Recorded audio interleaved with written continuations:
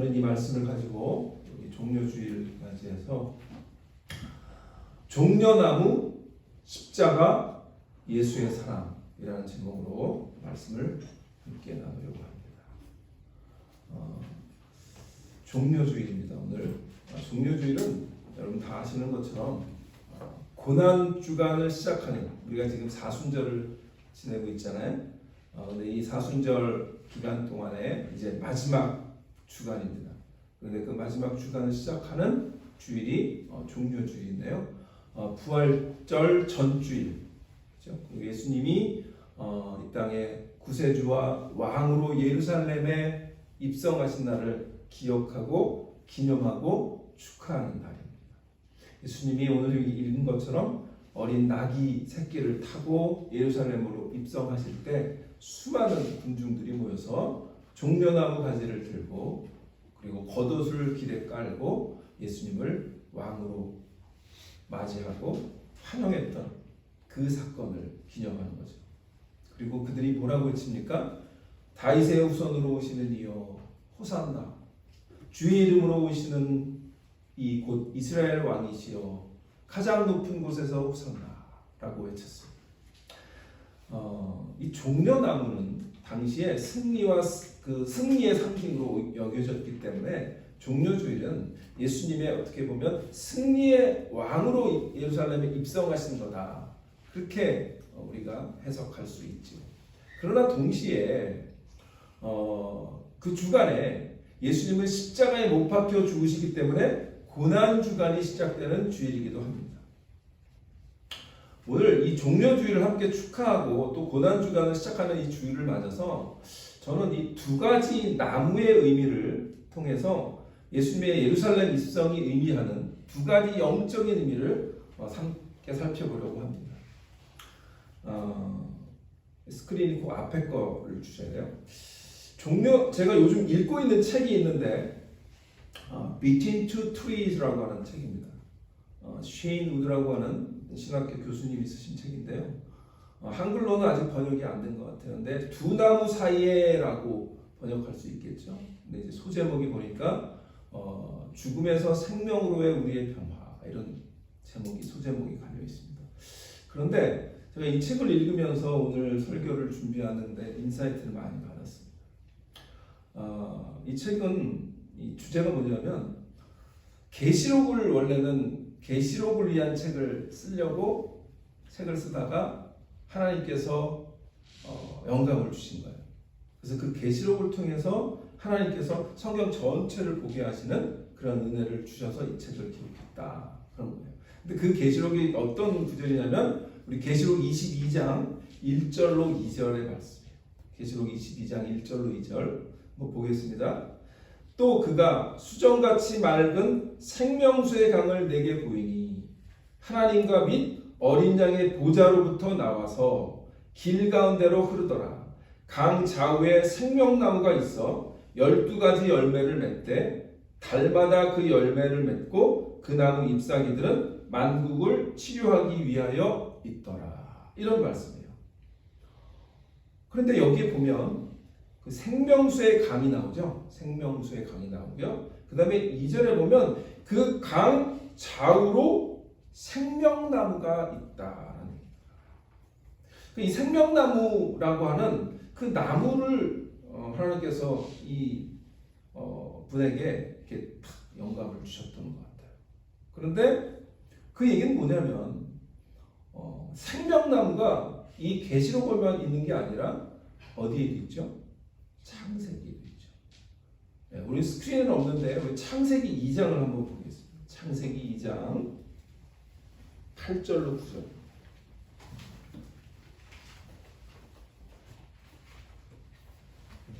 창세기 2장 8절로 9절에 보시면 우리가 너무나 잘 아는 에덴 동산 이야기가 나오죠. 여호와 하나님이 동방의 에덴에 동산을 창설하시고 그 지으신 사람을 거기 두시니라 그랬죠. 그리고 여호와 하나님이 그 땅에서 보기에 아름답고 먹기에 좋은 나무가 나게 하시니 동산 가운데는 생명나무와 선악을 알게 하는 나무도 있더라. 그런 얘기가 나옵니다. 그런데 우리가 잘 알듯이 하나님께서 이 두 나무를 주셨는데 그 두 나무 사이에서 최초의 아담이 생명나무를 선택해야 되는데 선악과를 선택했죠. 근데 그 선악과는 하나님께서 금하신 거였잖아요. 근데 그 선악과를 뱀의 유혹을 못 이겨서 다 먹게 되죠. 그래서 하나님께서 이 아담과 하와에게 어떤 심판을 내리시죠? 우리 3장을 보겠습니다. 3장 22절.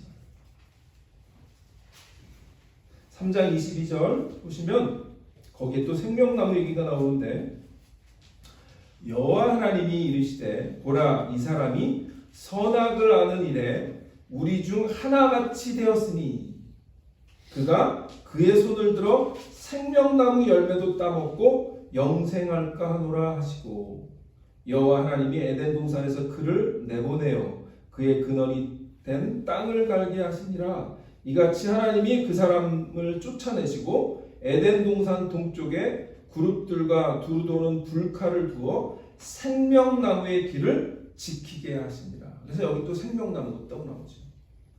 이 생명나무는 하나님의 영원한 생명을 상징하는 나무예요.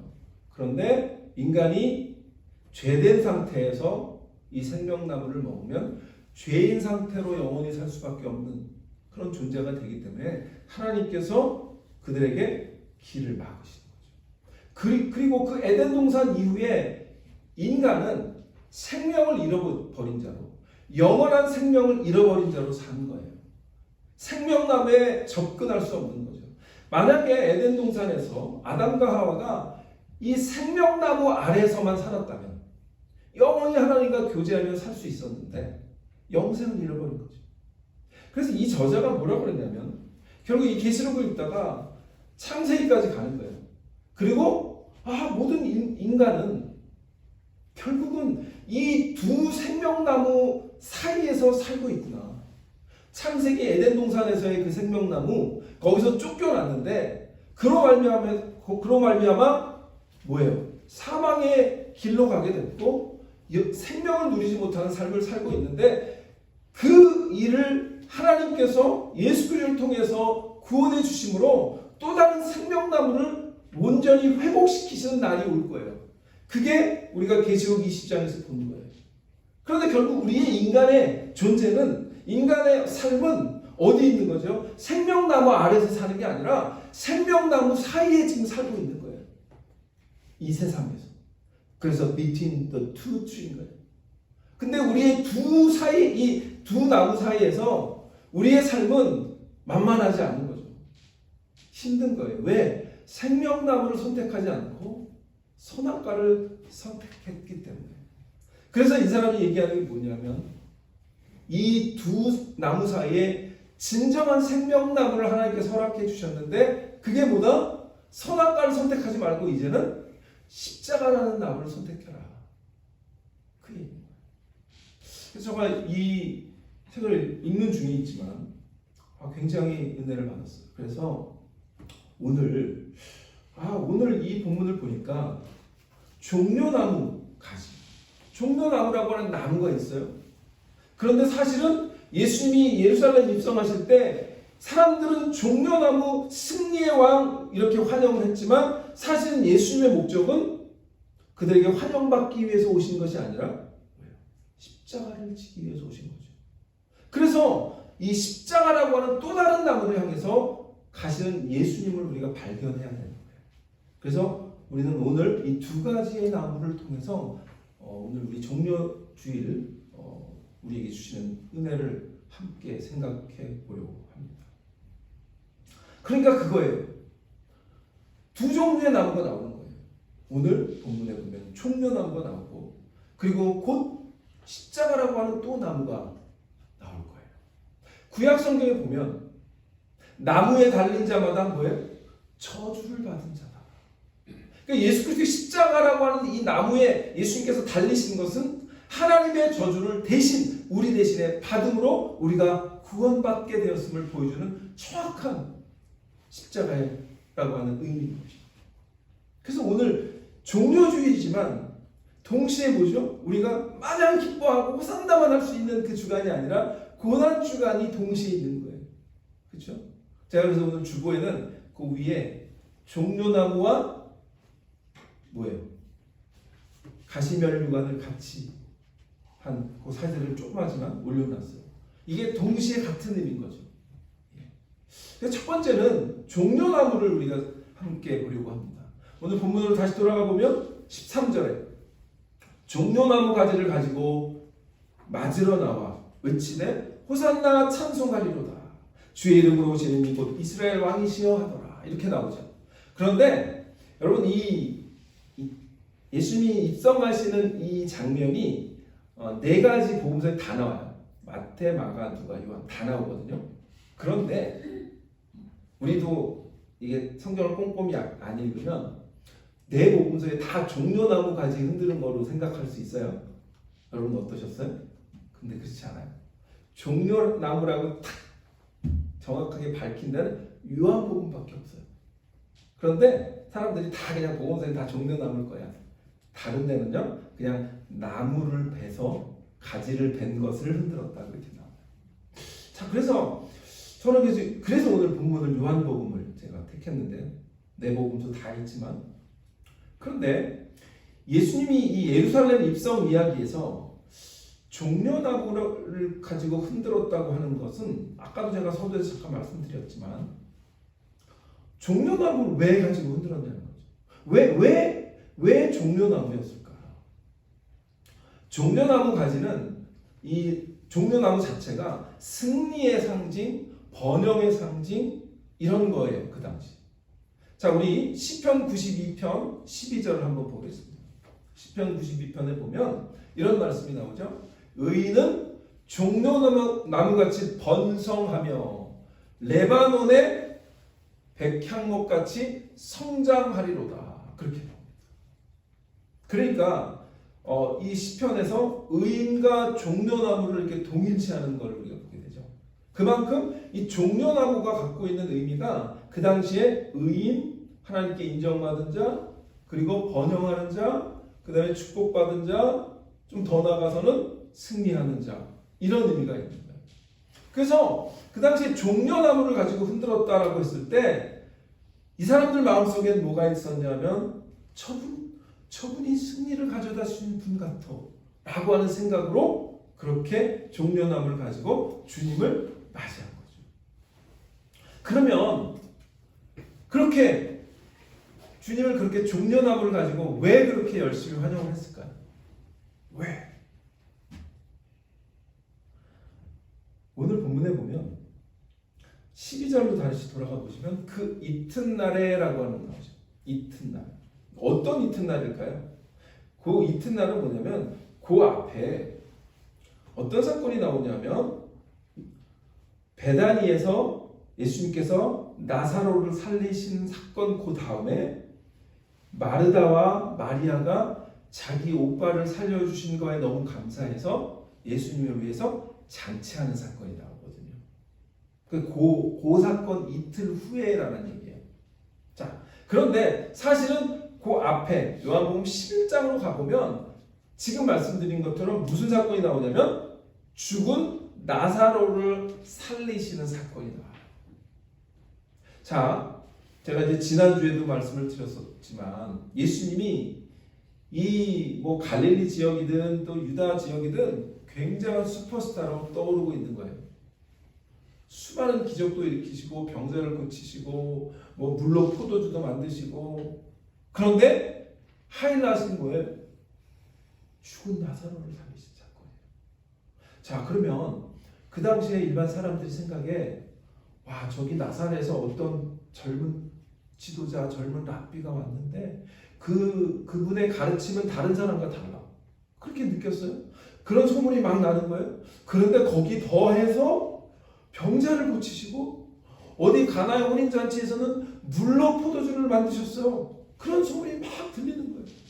그런데 finally 뭐냐면 이 예루살렘 근처에 있는 베단이라고 하는 곳에 그 마르다와 마리아의 그 오빠가 병들어 죽었는데 그 병들어 죽은 나사로를 무덤에까지 가서 그 예수님께서 살리셨대 라고 하는 소문이 그 예루살렘 성까지 다 들리는 거죠.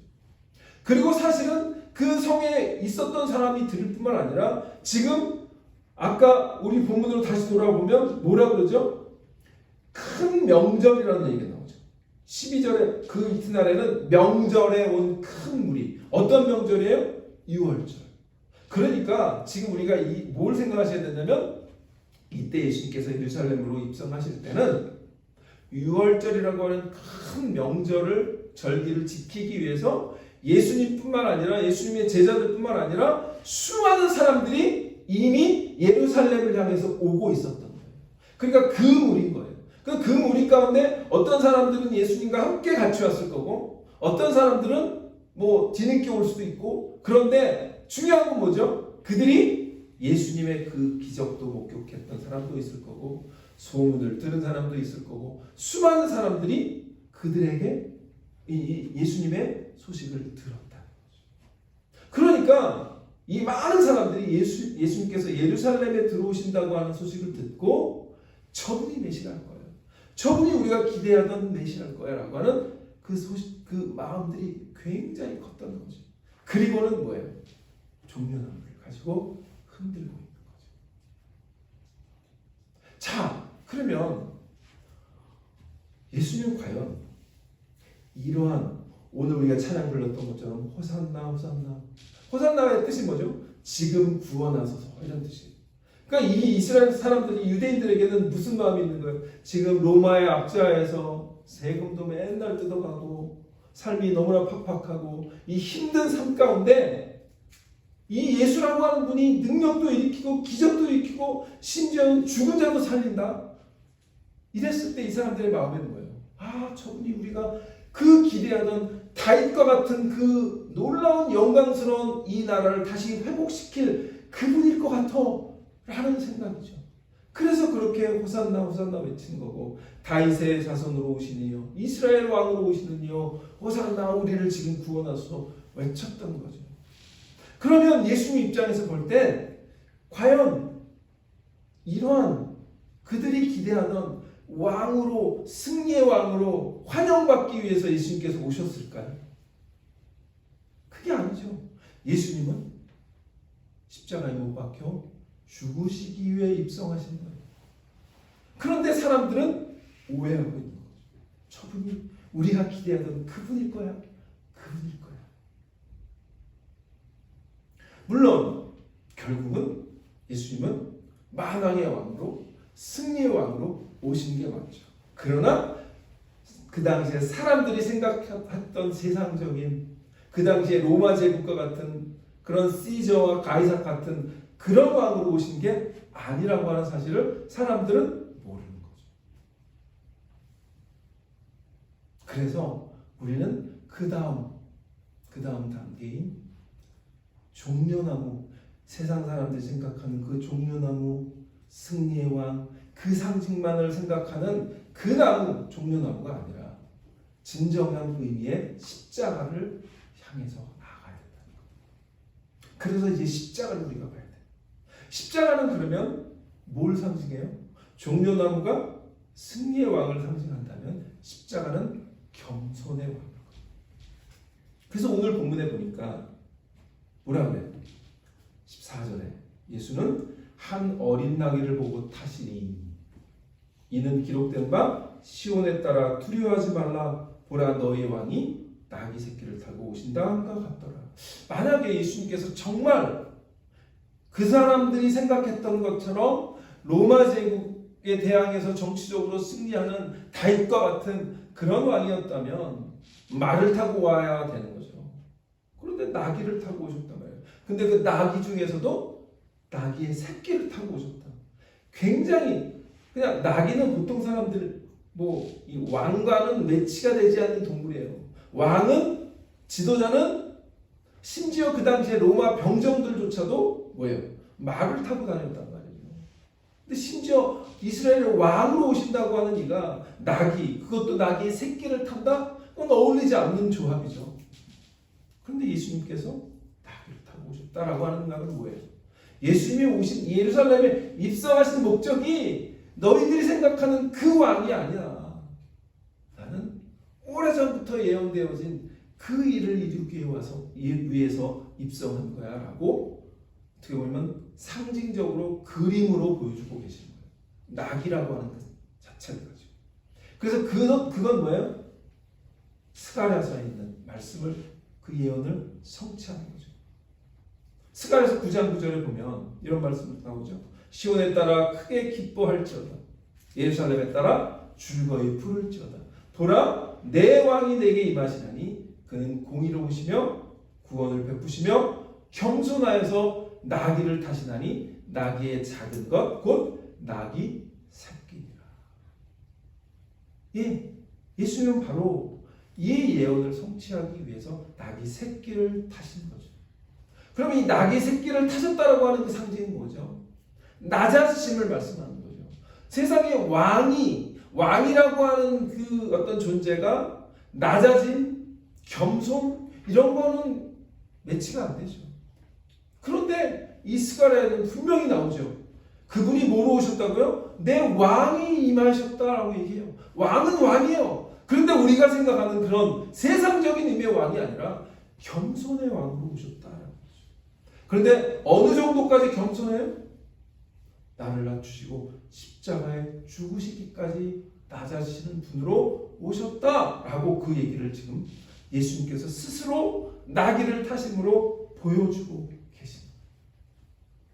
하나님, 우리가 생각했던, 사람들이 생각했던, 그 당시 유대인들이 생각했던 정치적인 왕으로 오신 것이 아니고, 왕은 왕인데 어떤 왕이에요? 하나님 나라의 왕으로 오신 거죠. 그런데 이 하나님 나라의 통치 원리는 그 당시에 로마 제국의 통치 원리와는 정반대인 거죠. 그 당시에 로마 제국은 힘으로, 제국적으로, 그리고 사람들을 다스림으로, 그리고 사람들을 부림으로, 세금을 거둠으로 그렇게 통치했던 거죠. 지위로, 능력으로, 힘으로. 그러나 예수님이 이 땅에 오시는 것은 하나님 나라의 왕으로 오셨는데 그 하나님 나라의 통치 원리는 겸손으로, 낮아짐으로, 사랑으로, 겸손으로 그렇게 다스리시는 그런 나라의 왕으로 오셨음을 분명히 믿으시길 바랍니다. 그것이 우리가 믿는 복음의 본질이고 기독교의 본질인 거예요. 그러니까 우리가 하나님 나라의 왕을 정확하게 보여주는 것, 예수님이 하나님 나라의 왕으로 오셨다고 하는 것을 정확하게 보여주는 상징이 뭐예요? 바로 십자가인 거예요. 그 십자가는 다른 종류의 어떤 지금 종려나무와 같은 그냥 일방적으로 승리만을 상징하는 그런 나무가 아니라 완전히 낮아져서 죽기까지 낮아지시는 그러한 못 박혀서 자신의 몸을 내어주시는 그 모습을 보여주시는 그런 상징적인 나무였다라고 하는 거죠. 그러니까 곧 이 수많은 무리들이 뭐죠? 실망했겠죠.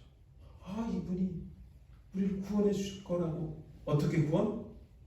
정치적으로, 육체적으로, 물질적으로 우리를 구원해 주실 분으로 생각했는데 3일, 며칠 있다가 그 나약한 모습으로 십자가에 채찍질을 당하면서 죽음을 당하는 모습을 사람들이 볼 때에 우리가 오해했어 라고 실망했을 거예요. 그래서 제자들도 이해가 안 가는 거죠. 그래서 제자들은 뭐라 그래요? 그 당시에는 왜 예수님이 나귀를 타고 오셨을까? 물론 순종은 했어요. 뭐 어디에 가서 나귀가 있을 텐데 그 나귀를 끌고 와라. 그렇게 말씀하실 때 제자들이 순종해서 예수님께 나귀를 가져다 드렸어요. 그러나 그때 당시만 해도 제자들은 왜 예수님께서 나귀를 타고 입성을 하실까? 이해하지 못했던 거죠. 그러나 나중에 오늘 본문에 보니까 16절에 뭐라고 나와요? 제자들은 처음에 이 일을 깨닫지 못하였다가 예수께서 영광을 얻으신 후에야 이것이 예수께 대하여 기록된 것은 어떤 거에? 아까 스가랴서 9장 9절. 그는 공의로우시며 구원을 베푸시며 겸손하여 나귀를 타시나니 나귀의 작은 것 곧 나귀 새끼니라. 아마 제자들도 유대인들이었기 때문에 이 스가랴서도 읽었을 거예요. 그런데 도대체 이건 무슨 말이야? 왕인데 왜 나귀 새끼를 탄다는 말이 나왔지? 이해할 수 없었어요. 그런데 예수님의 그 모습을 보고 의구심이 들었을 거예요. 이게 혹시 예수입니까? 예수님이 그 스가랴에 기록된 그분일까? 그런데 그걸 언제 깨달아요? 예수님 십자가에 죽으시고 3일 만에 부활하셔서 영광을 얻으실 후에야 이것이 예수께 대하여 기록된 것인가? 사람들이 예수께 이같이 한 것임을 생각났더라. 저는 오늘 이 종려주의를 맞이하며 이제 곧 고난주간을 맞이하면서 이런 제자들의 은혜, 제자들이 그래도 뒤늦게라도 그분이 예수님, 그분이 정말 우리가 오해했던 그분이 아니라 우리의 진정한 구원을 위해 승리를 선포하시는 예수 그리스도 메시아임을 생각나게 하시는 그 은혜를 이 주간 얻으시기를 주님의 이름으로 축원합니다. 십자가를 경험해야 예수님을 진정으로 만나는 거죠. 그러나 사람들은 십자가를 원했던 게 아니죠. 승리만을 원했던 거죠. 자신의 삶에 어떤 잘 되는 것, 축복 이런 것들만 원했던 거죠. 우리도 예수님 당시 군중처럼 예수님을 오해할 수 있죠. 정치적인 구원자, 압제에서부터 해방시켜주는 구원자 그렇게 생각할 수 있어요. 그걸 오늘 우리의 상황으로 돌아보면 이런 거죠. 우리가 예수를 처음 믿을 때 나의 필요를 채워주시는 메시아, 나를 이 땅에서 잘되고 행복하게 해주시는 분, 그렇게 생각하고 예수를 믿을 수도 있어요. 그러나 우리도 예수님을 우리에게 삶의 현실적인 또 눈에 보이는 축복과 승리를 주시는 분으로만 생각할 수도 있지만 그것은 예수를 제대로 바라보는 게 아니에요. 물론 그 당시에 예수님은 그 당시에 어려움을 겪고 있는 불쌍한 사람들을 불쌍히 여기셔서 그들에게 육체적인 필요를 채워주시기도 했어요. 그죠? 배고픈 자들에게 오병이어를 통해서 먹이시기도 했고요. 병든 자에게 주님께서 고쳐주시기도 했어요. 그러니까 우리의 어떤 필요를 주님께서 무시하시고 돌아보지 않으신다는 얘기는 아니에요. 그러나 그것이 최종 목표가 아니었던 것을 우리가 깨달아야 한다는 거죠. 예수님을 진정으로 이해하려면 우리는 종려나무를 넘어 십자가를 통해 주님을 바라봐야 되실 줄 믿습니다. 이 종려주일 우리가 주님께서 왜 예루살렘에 입성하셨는지 종려나무를 뿐만 아니라 십자가라고 하는 나무를 향해 주님께서 걸어가셨던 그 고난의 길을 우리가 기념하며 다음 주일은 결국은 그 십자가에 지셨다가 십자가를 지고 죽으셨다가 3일 만에 부활하신 그 부활을 축하하는 부활주일인데요. 이 한 주간 동안 주님의 이 십자가를 기억하며 감사하며 은혜를 나누는, 은혜를 회복하는 그런 저와 여러분 되시기를 주님의 이름으로 축원합니다. 기도하겠습니다.